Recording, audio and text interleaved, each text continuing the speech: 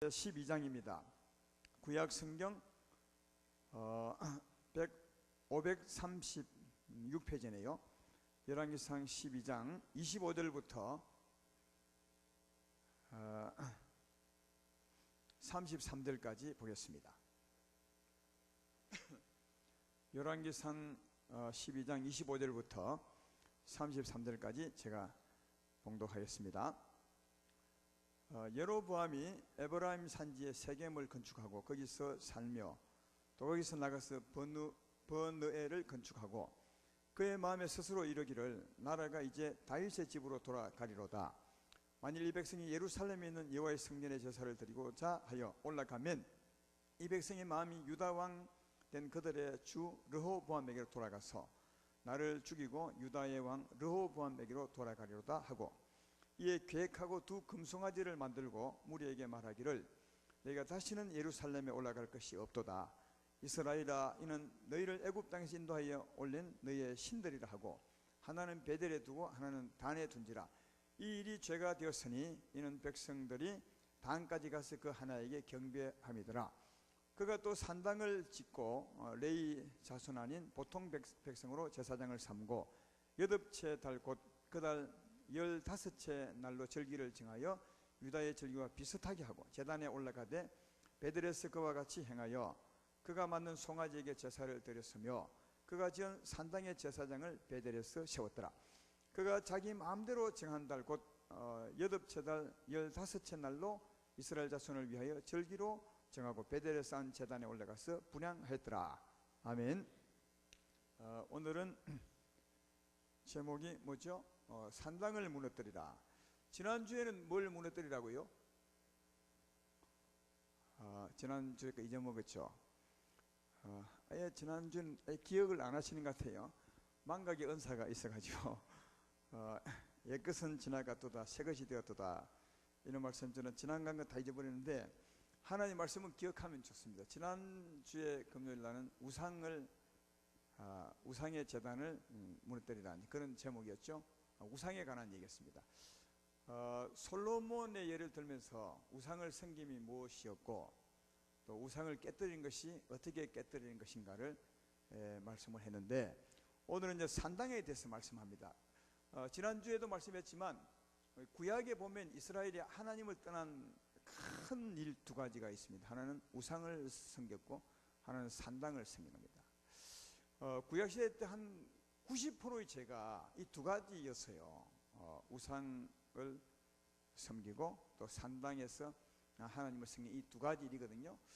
제가 봐도 오늘날로 비추봐도 오늘날 하나님의 백성들이 하나님을 떠나는 가장 큰 이유가 이 두 가지입니다. 이 두 가지만 배워도 제가 보기에는 신앙생활 잘 할 수 있습니다. 이 두 가지의 의미를 잘 깨닫고 이걸 버림이 무엇임을 잘 안다면 신앙생활 정말 잘 할 수 있습니다. 그래서 지난주에 우상의 제단을 무너뜨린 것을 배웠으니까 오늘은 산당을 무너뜨린 것을 잘 배우셔서 이 두 가지를 무너뜨리고 하나님께로 돌아가서 하나님하고 함께 사는 우리 모두가 되었으면 좋겠습니다. 이스라엘 백성들이 산당을 지어서 하나님을 섬긴 것은 오늘 본문이 처음이에요. 오늘 그래서 이 본문을 읽었는데 왜 산당을 세워서 하나님을 섬기게 했냐면 그 과정을 좀 설명하면 솔로몬이 하나님 앞에 우상을 많이 섬겼죠. 지난주에 말씀한 것처럼. 그래서 하나님의 진노를 사게 되어서 하나님이 말씀하기를 네 때는 네 아비 다윗 때문에 내가 벌을 안 내리겠지만 네 아들 때에 솔로몬의 아들 이름 뭐죠? 르호보암이거든요. 오늘 본문에 나오던 르호보암. 내 아들 때 이스라엘 나라가 나누어지게 될 것이다. 그래서 10지파는 이스라엘 나라가 될 것이고 네개는 이제 한 지파, 두 지파만 유다 지파, 베냐민 지파만 내게 주어서 내 나라가 될 것이다. 그렇게 말씀합니다. 그래서 실제로 솔로몬의 아들 르호보암 때 이 나라가 나누어지게 됩니다. 이제 북쪽에는 이스라엘로 남쪽에는 유다로 북이스라엘과 남유다라 그렇게 교회사에 보면 나와 있죠. 이게 북이스라엘이 이제 10지파가 가서 한 나라를 이루고 그 다음 두 지파가 예루살렘을 중심으로 또 한 나라가 유다 나라가 되는 거죠. 근데 북이스라엘의 초대 왕이 누가 됐냐면 여로보암이 되는 거예요. 여로보암. 여로보암과 르호보암 비슷하죠. 르호보암은 솔로몬의 아들이고요. 여로보암은 이스라엘의 초대 왕이 되죠. 북이스라엘의 초대 왕. 여로보암. 근데 여로보암이 이제 북이스라엘을 세우고 나서 이제 가만히 생각해 보니까 하나님께 제사 드리는 곳은 하나님 백성들은 1년에 3번씩 제사 드리러 가야 되거든요. 하나님의 성전에. 근데 제사 드릴 곳이 예루살렘에 있는 겁니다. 유다 땅에 있거든요. 그래서 여로보암이 생각할 때 르호보암, 여로보암 잘 구별하십시오.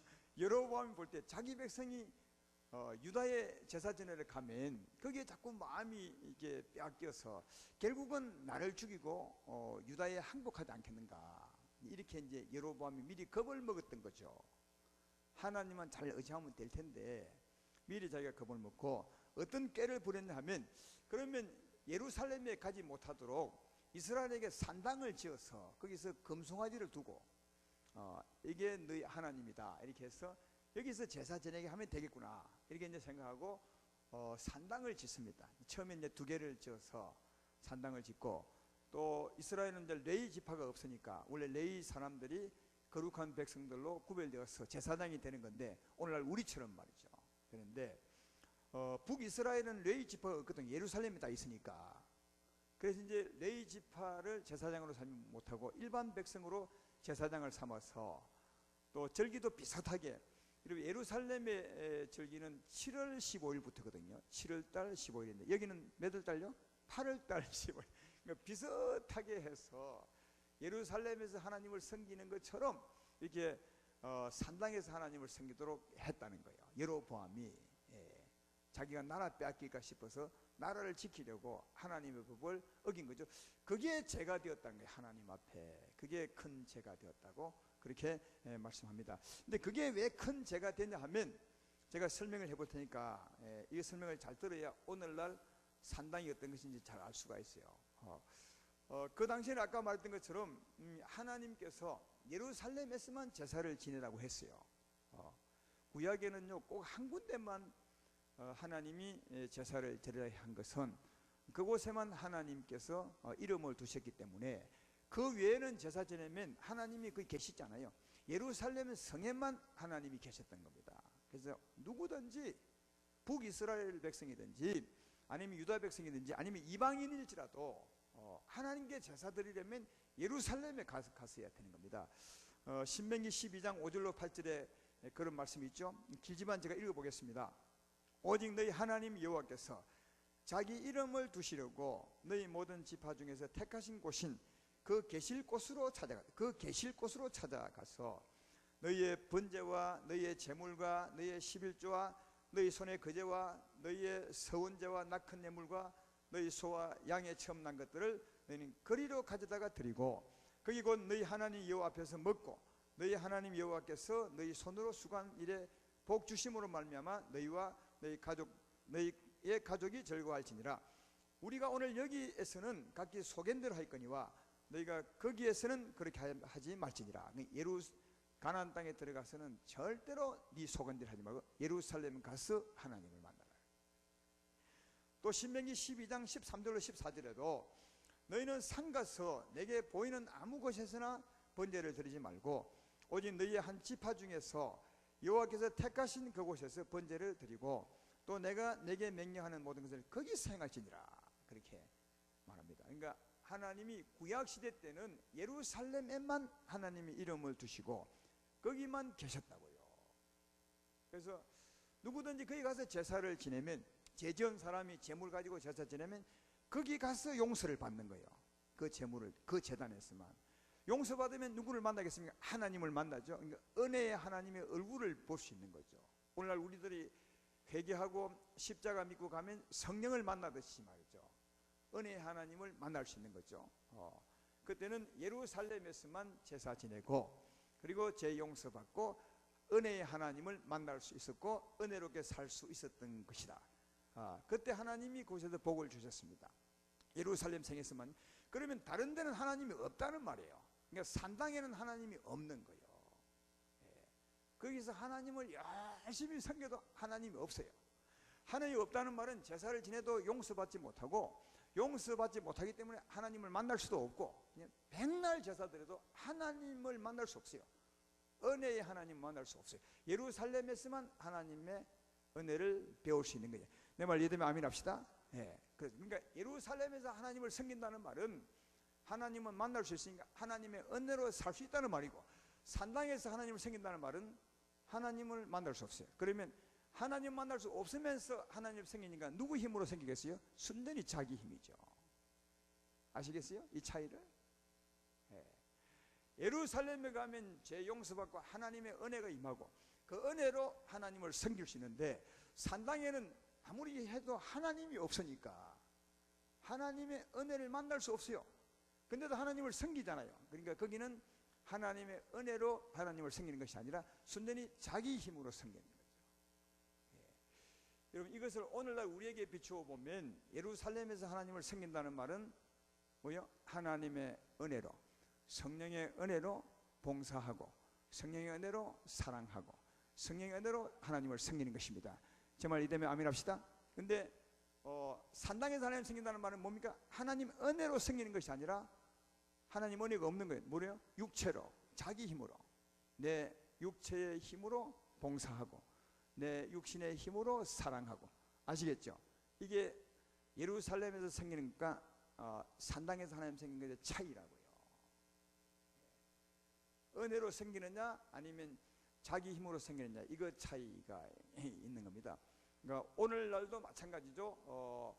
이 성도님들 보면 이 두 가지로 생긴 것을 볼 수 있습니다. 하나님의 은혜로 사는 자가 있는가 하면 순전히 자기 힘으로 사는 자가 있는데, 이 둘 중에 하나님은 어느 것이 옳다고요? 하나님의 은혜로 섬기는 것이 맞습니다. 예루살렘에서 하나님을 섬기듯이 하나님의 은혜, 성령의 은혜로 사는 게 맞는 겁니다.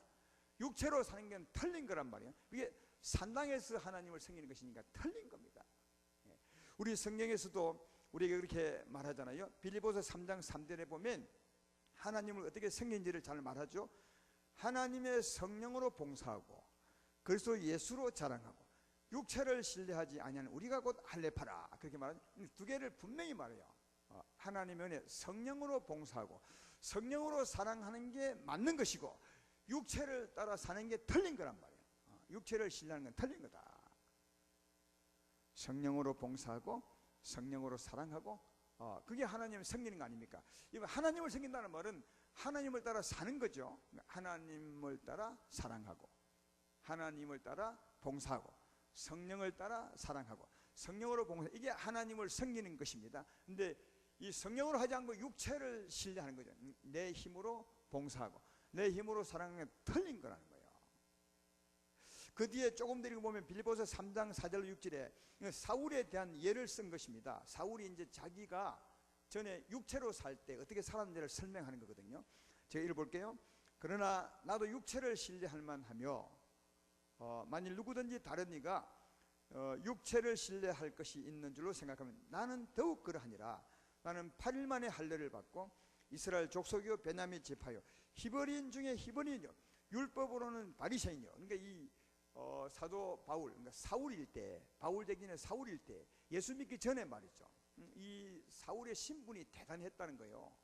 육적으로 자랑할 게 참 많았다는 거죠. 왜냐하면 8일 만에 할례를 철저히 받고 이스라엘 족속이요 베냐민 지파요 히브리인 중에 히브리, 율법으로는 바리새인, 율법 박사였다는 거죠. 그 다음이 더 중요해요. 우리와 관계 있으니까 열심으로는 교회를 박해하고 율법의 의로는 흠이 없었다. 굉장히 열심히 있었어요. 얼마나 열심히 했냐 하면 하나님을 위해서요. 자기 딴에는 자기 직업을 다 버리고 하나님 욕하는 사람들, 자기 생각에 예수 믿는 사람이죠. 그 사람들은 열심히 작업을 다녔어요. 아마 작업을 다닐 때 속으로 생각했겠죠. 나처럼 하나님을 열심히 섬긴 사람이 있겠냐. 왜? 직업을 전폐하고 하나님 욕하는 사람, 자기 딴에 찾으러 다녔으니까 얼마나 열심인지 몰라요. 그걸 지금 말하는 거예요. 정말 하나님께 열심이었다. 그리고 또 하나는 율법의 어른은 흠이 없다. 그러니까 하나님 말씀대로 철저히 살았다는 거지. 이 바울은요. 여러분, 바리새인들의 겉으로 행위는요 정말 철저히 살았습니다. 겉으로 대접의 겉은 깨끗이 한다는 것처럼 그 말이 뭐냐면 겉은 깨끗이 닦았어요. 그러니까 행위가 흠이 없었다니까. 율법 지키는데 이 바리새인들의 삶에 대하여 그 기록한 말씀이 있죠. 바리새인 기도가 있습니다. 누가복음 18장 11절로 12절에 바리새인 기도를 보면 그들이 얼마나 율법에 흠이 없이 사는지를 알 수 있어요. 바리새인은 서서 따로 기도 이르되 하나님이여 나는 다른 사람들 곧 토색, 불의, 간음하는 자들과 같지 아니하고 이 세리와도 같지 아니함을 감사하나이다. 나는 일회에 2번씩 금식하고 또 소득의 11조를 드리나이다. 혹시 이렇게 철저히 사는 성도 있습니까? 아마 우리 성도님 중에서도 요하고 맞춰보면 이렇게 사는 사람은 그렇게 많지 않을 거라. 얼마나 철저히 삽니까? 토색도 하지 않고 불의도 하지 않고 간음도 하지 않고 세리와는 뭐 완전히 구별되고 일회에 2번씩 꼬박꼬박 금식하고 소득의 11조를 탁탁 드리고요. 11조 않는 사람 손 들어봐요. 손 내려. 정말 철저히 살았죠. 사도 바울도 이렇게 율법의 흠이 없도록 철저히 살아요. 굉장히 열심히 살고 율법에 흠이 없을 만큼 굉장히 선하게 살았다고요. 선하게 살았는데. 근데 이때는 예수 믿기 전이니까 자기 힘으로 살았습니까? 아니면 성령의 은혜로 살았습니까? 자기 힘으로. 나도 육체를 신뢰할 만하니 하고 시작한 말이거든요. 그러니까 순전히 자기 힘으로 살아도 이렇게 살 수 있어요. 자기 힘으로 살아도. 이게 구약 같으면 산당에서 하나님 생기는 거예요. 산당에서. 산당에 갔어도 얼마나 정성을 다했겠어요. 그들이. 예물도 탁탁 들었겠죠. 예. 여러분 그 절에 가는 사람도 절에 그 부처에게 드리는 예물 가지고 가는데 얼마나 정성을 들는지 아십니까? 딱 집에서 공양미입니까? 그거 가져가면 절대로 아무리 절이 멀어도 절 갈 때까지 절대로 땅에 안 놓아요. 딱 들어와요. 땅에 놓으면 부정 탄다고. 그들도 얼마나 열심이고 얼마나 자기들의 규정에 충실한지 몰라요. 바리새인들이 그랬다니까요. 정말로요. 근데 뭐라고? 성령의 은혜로 가기가 육체의 힘으로. 자기 힘이죠. 이걸 뭐라고요? 하나님이 틀렸다는 거예요. 이 잘못됐다는 거예요. 그래서 이런 그 바울의 삶을 사도행전 9장에 보면 예수님이 이 사울을 만나잖아요. 만날 때 예수님이 사울에게, 아니 예수께서 사울에게 한 말이 있어요. 딱 첫 마디가 뭐냐 하면 사도행전 9장 4절이죠. 사울이 땅에 엎드려 들음에 소리가 있으리되 사울아 사울아 내가 어찌하여 나를 박해하느냐. 그런 삶은 예수님을 핍박하는 거라는 거예요. 예수님을 대적하는 삶, 예수님을 박해하는 삶이지 나를 섬기는 게 아니라. 근데 바울 자신은 철저히 하나님을 섬긴다고 생각했죠. 이게 여러분 사도 바울의 바리새인들의 착각이었어요. 하나님은 너는 나를 섬기는 것이 아니라 나를 박해하고 있다, 나를 대적하고 있다고 말했어요. 그러나 사울은 하나님을 철저히 섬기고 있다고 생각했죠. 이게 섬김받는 하나님과 섬기는 바울의 이게 차이라고요. 이걸 다르게 말하면 옛날에 같으면 산당에서 섬기는 겁니다. 하나님 은혜가 없는 거죠. 순전히 자기 의죠. 이게 틀린 거예요. 근데 우리가 생각해 볼 것은 이 많은 예수 믿는 사람들이 이걸 구별 못해요. 이 바울의 열심과 바울의 이게 흠이 없는 삶 말이죠. 이거 우리가 생각할 때 이 아름다운 거 아니냐, 좋은 것 아니냐, 이게 왜 그 열심이 좋은 것 아니냐, 열심 없는 것보다. 그리고 흠이 없이 사는데 11조 꼬박꼬박 드리고, 이게 또 잘못 들으면 11조 안 할라, 그 말이 아니에요. 이게 자기 힘으로 한다는 말이지. 꼬박꼬박 정말 불의하지 않고 율법에 적어도 겉으로는 흠이 없어요. 속은 막 팽토장 무덤처럼, 속은 악도가 제약이 가득한데 겉으로는 정말 깨끗했다. 이렇게. 그렇죠? 그래서 이런 걸 보면 예수 믿는 사람들이 이거 좋은 거 아니냐, 이게 왜 나쁘냐 이렇게 말하지만 하나님은 나쁘다 그래. 아까 말했지만 그건 나를 위한 것이 아니라 나를 대적하는 것이야. 왠 줄 아십니까? 이 자기 힘, 우리 인생의 힘, 육신의 힘이죠. 육신의 힘에는 선한 것이 없다고요. 하나님 보시기에. 로마서 7장 18절 20절에 말합니다. 이 사도 바울이 살았던 육신, 그 육신이 어떤 것인지를 잘 설명하죠. 내 쏟곧 내 육신에 선한 것이 가지 아니한 줄을 아노니. 이게 바울의 고백이요. 전에 육신을 따라 열심히 살았던 그 바울이 은혜 받고 난 후에 이제 고백하는 거예요. 내 육신에 선한 것이 가지 아니하노니. 자기 힘에는 선한 게 없다는 거예요. 원함은 내게 있으나 선을 행하는 것은 없노라.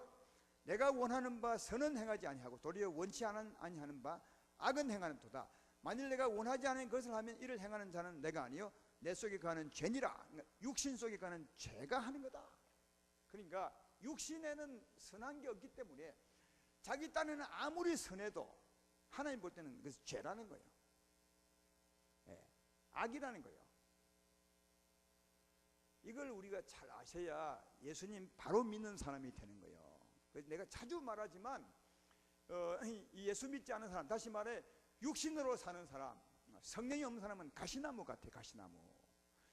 여러분 가시나무는 어때요? 계속 가시만 내는 거예요. 왜? 생명 자체가 나쁜 거예요. 가시는 그 태생이 계속 가시만 내. 근데 이 가시 이름도 멀리서 보면요 장미꽃이 피잖아. 굉장히 좋은 나무 같죠? 가까이 가보면 가시나무예요. 그 장미꽃은 좋은 꽃이 아니라 가시나무 꽃입니다. 열매가 없잖아요. 나쁜 꽃이요. 근데 가시나무도 보기엔 참 좋은 것 같잖아요. 우리 육적으로 살 때도 겉으로 보면 바울이 열심히 참 훌륭한 것 같죠? 아름답고 장미꽃 같잖아요. 그러나 하나님 볼 때는 가시나무예요. 쓰레기통이요. 여러분 우리 육신은 쓰레기통입니다. 가시나무 같아. 그래서 이 육신은 천국 안 들어가. 나중에 땅에 버리고 가지. 맞죠? 이 육신은 여러분 땅에 버리고 갑니다. 이게 쓰레기통이니까.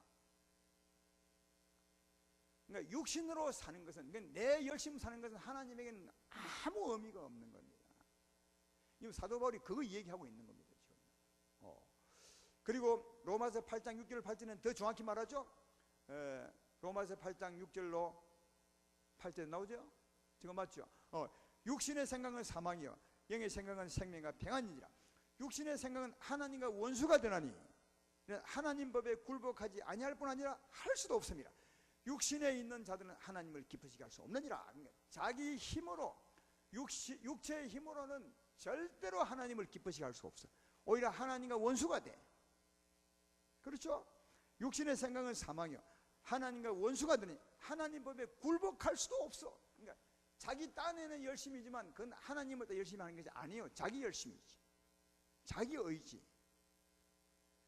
근데 그것을 하나님은 나하고 원수로 행한다고 말해. 무섭죠. 이걸 잘 우리가 아셔야 돼요. 이걸 구별을 잘 하셔야 돼.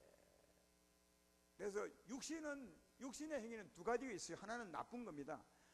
갈라디아서 5장에 나와 있는 것처럼 육체의 일은 현저하니 하고 쭉 나오는 게 있죠. 우상 숭배와 싸움과 시기와 질투와 술 취함과 방탕함과 이게 있죠. 이게 거기는 육체의 일로서 나쁜 것만 썼죠. 나쁜 것만. 또 하나는 뭡니까? 육신의 일로서 좋은 게 있어요. 좋은 게. 바울이 열심 같은 거. 그 다음 바울이 흠없이 막 착하게 살아가는 거. 그것도 육신의 일입니다. 이 육신의 일은 우리가 보기에 좋은 것도 나쁜 거고 나쁜 것도 나쁜 거예요. 이걸 아셔야 돼. 근데 사람들은 이걸 구별 잘 못하잖아요. 구별 잘 못하니까 아니 좋은 거냐나 이게 보기에 열심히 있고 참 좋은 거잖아. 그렇게 이제 말하거든요. 그래서 예수 믿는 사람들도 이걸 잘 구별하지 못하는 사람들은 이 육체로 살면서 이 자랑하면서 이게 좋은 것처럼 사는 분이 참 많아요. 좋은 것 아니냐 이게. 좋은 거니까 이걸 해야 되지 않냐. 그래서 열심히 살면서 바울처럼 또 막 나름대로는 열심히 참고 견디면서 흠이 없는 삶을 살려고 애를 쓰면서 이게 참 좋은 거잖아 이렇게 생각하면서 하나님을 잘 섬긴다고 생각하는 분이 있는데 하나님은 아니야. 너는 나를 지금 원수로 행한다고 말해요. 이게 산당에서 하나님 섬기는 겁니다.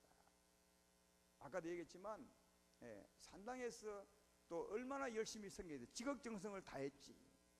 그것도 하나님을 향해서. 그러니까 하나님을 향해서 지극히 다 했기 때문에 그들도 자기들은 문제가 없다고 생각합니다. 옳다고 생각하죠. 그래서 여러분 이 구약을 보면 우리 여러분 아마 구약을 한번 읽어봐봐요.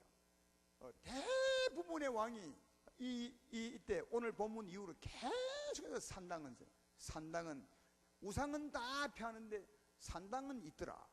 산당은 생기더라. 계속 그래요. 산당은 무너뜨리지 않아. 웬만한 왕은 아사 왕은 산당을 무너뜨리는데 대부분은 끝까지 산당에서 하나님을 섬겨. 왜 그랬겠어요? 자기 딴에는 산당에 생긴 것, 산간당에도 하나님을 섬기는 것이니까 옳다고 생각하니까 이를 안 없애는 거죠. 내 말 이해되죠? 그게 틀린 줄 알았다면 우상은 틀린 줄 알잖아요. 금방 구별되니까. 그러면 그만 부수는데 조금만 은혜를 알면 산당은 안 부숴. 왜? 산당에서도 하나님을 섬기는 것이니까 옳다고 생각해요. 그러니까 틀린 줄을 모르는 거지. 지금 성도도 마찬가지예요. 육신으로 열심히 살잖아요. 근데 하나님을 섬기는 것이니까 틀린 줄을 모르는 거예요. 내가 열심히 사는데, 내가 정성을 다하는데 이게 뭐 틀렸나? 그러니까 틀린 줄을 모르니까 계속 살아. 여러분 구약과 신약은 너무 같아. 오늘날 가장 많이 범하는 게 뭐냐 하면 예수 믿는 사람 중에 육신으로 열심히 사는 이걸 가장 많이 범한다니까요. 구약 때 산당을 가장 많이 섬겼던 것처럼 오늘날은 육신을 따라 가장 많이 살아. 가장 많이 근데 죄를 지으면서도 몰라요. 자기는 옳다고 생각하는 거지. 왜? 열심히 섬기니까. 이 차이를 확실히 아셔야 제가 볼 때는 그때부터 주님을 잘 믿는 사람이 돼요. 이 구별을 잘 아셔야 돼요. 예루살렘에서 하나님 생기는 것은 뭐라고요? 성령의 은혜로 사는 겁니다. 성령으로 봉사하는 겁니다. 성령으로 사랑하는 겁니다. 아시겠죠? 여러분 안에 성령이 계십니다. 믿으면 아멘 합시다. 그 힘으로 사는 겁니다. 그 힘으로 사는 게 하나님을 섬기는 것이고, 그 힘을 의지하지 않고 순전히 내 힘으로 사는 것, 이거는 산당에서 하나님을 섬기는 겁니다. 잘못된 거예요. 하나님께 대해서 원수로 행하는 것임을 아셔야 돼요. 그러니까 이런 삶을 살수록, 그러니까 이런 삶은 열심히 살수록 자꾸 하나님을 떠나는 거예요. 그래서 우리가 처음 예수 믿을 때 이런 잘못을 굉장히 많이 저질러. 처음에요. 그렇죠. 하나님 계심을 알고 은혜는 받았거든요. 뭔가 하나님 위해서 뭔가 일을 해야 되겠는데 사는 방법은 모르는 거예요. 그래서 막 열심히 자기 열심으로 살아. 한참 열심히 살다 보니까 나중에 하나님이 계신데 저 심리밖에 가요. 혼자서 열심히 살수록 자꾸 멀리 가는 거예요. 그래서 막 싸우고 시기하고, 왜 내만 헌신하라 하나, 너희는 왜 봉사 안 하나, 막 싸우죠. 그게 왜 그러냐?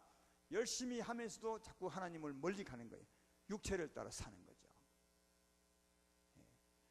이게 오늘날 성도님들이 가장 많이 범하는 죄입니다. 틀리면서도 틀린 줄 모르는 거죠. 왜? 하나님을 섬기고 있으니까. 자기 딴에는요. 이 사울이 범했던 죄임을 잘 기억하시고, 예루살렘에서 하나님을 섬기는 것과 산당의 섬김의 차이가 무엇인지를 확실히 오늘 밤에 아셔서 예루살렘에서 하나님을 섬기듯이 예수 십자가 믿음으로 회개함으로 나가서 죄 사함 받고 성령의 은혜를 입고 성령의 은혜로 봉사하고 성령의 능력으로 사랑하는 삶, 이 삶이 하나님을 섬기는 것이고, 이 힘으로 살지 않는 나의 모든 것은 전부 다 잘못된 것입니다. 산당에서 하나님을 섬기는 것이다. 이걸 구분하셔서 성령으로 사시는 여러분 되기를 주의 이름으로 축원합니다. 그러면 구약의 산당은 무너뜨리려 했는데 이 산당을 어떻게 무너뜨리겠습니까? 이 육신을 어떻게 무너뜨리냐 하는 거죠. 어떻게 무너뜨리죠? 예? 가슴을 쳐요? 도끼로 찍어? 어떻게? 이게 다 우리가 믿음으로 배운 거 아니겠습니까? 성경은 어떻게 이 육체가 무너진다고 말합니까?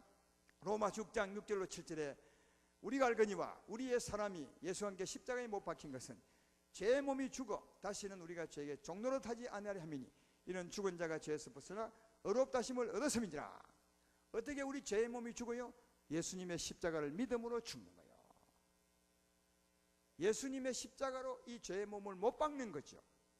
우리가 알거니와 우리의 옛 사람, 이 죄의 몸이, 이 육신이 예수와 함께 십자가에 못 박혔습니다 라고 믿는 거죠. 아시겠죠? 그리고 갈라디아서 5장 24절에도 그리스도 예수의 사람들은 육체와 함께 그 정욕과 탐심을 십자가에 못 박았느니라. 이미 믿을 때 우리는 못 박은 것을 믿는 거예요. 우리 육체와 정욕이 십자가에 못 박힌 것을 믿는 것입니다. 여기에 육체는 오늘 산당이라면 정욕과 탐심은 뭐라고요? 이게 우상이요.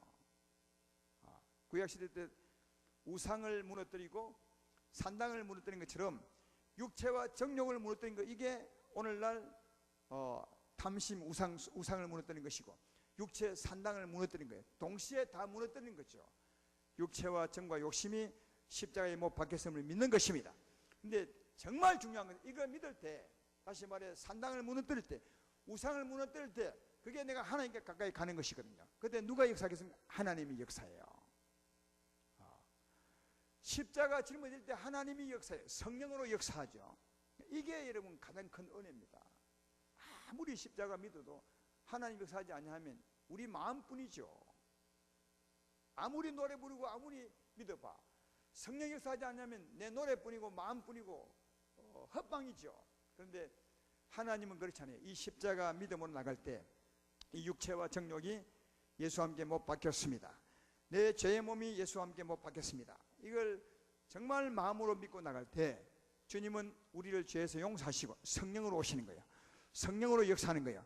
이게 성령의 나타남이 최고의 은혜예요. 십자가 믿을 때 성령이 나타나는 거예요. 성령이 역사하는 거예요. 이 성령이 곧 우리 은혜고 우리의 힘이 되죠. 육체와 산당을 무너뜨릴 때 역사는 성령으로 사는, 이게 예루살렘에서 하나님을 섬기는 것이고, 오늘날 말하면 성령으로 봉사하고 성령으로 사랑하는 거거든요. 이 나타나신 성령으로 사는 것, 이게 우리가 살아야 될 삶입니다.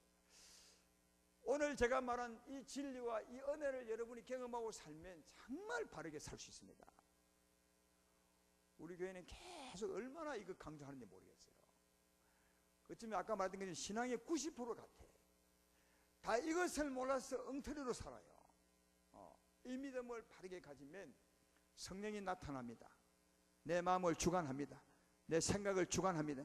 내가 산 것이 아니라 주님이 산 것이 되죠. 그 주님이 산 것이 예루살렘에서 하나님을 바르게 섬김이고 성령으로 봉사하는 것이고 성령으로 사는 것이다. 이게 하나님에게 향기가 되는 거죠.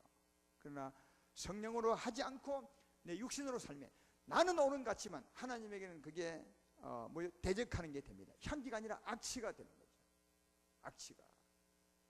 그렇게 살수록 계속 멀어지는 겁니다. 은혜가 떨어지는 거죠. 그러므로 오늘도 회개하고 십자가 믿음으로, 다시 말하면 우상과 산당을 깨뜨림으로 주 앞에 나가셔서 역사는 성령으로 일으시는 이 밤 되기를 주의 이름으로 축원합니다. 성령이 역사할 것입니다. 믿음으로 성령을 바라보시는, 역사는 성령으로 살아가는 여러분 되기를 주의 이름으로 축원합니다. 성령이 역사하면 은혜가 넘치게 되고, 성령이 역사하면 어둠이 떠나가게 되고, 성령이 역사하면 그 성령이 내 병을 치료하고, 성령이 역사하면 그 성령이 나의 힘이 되고, 성령이 나의 길을 인도하리라 믿습니다. 십자가 믿음으로 나갈 때 역사는 성령으로 이 밤에도 일어나고 성령으로 힘을 내고 성령으로 살아가는 여러분 되기를 주의 이름으로 축원합니다.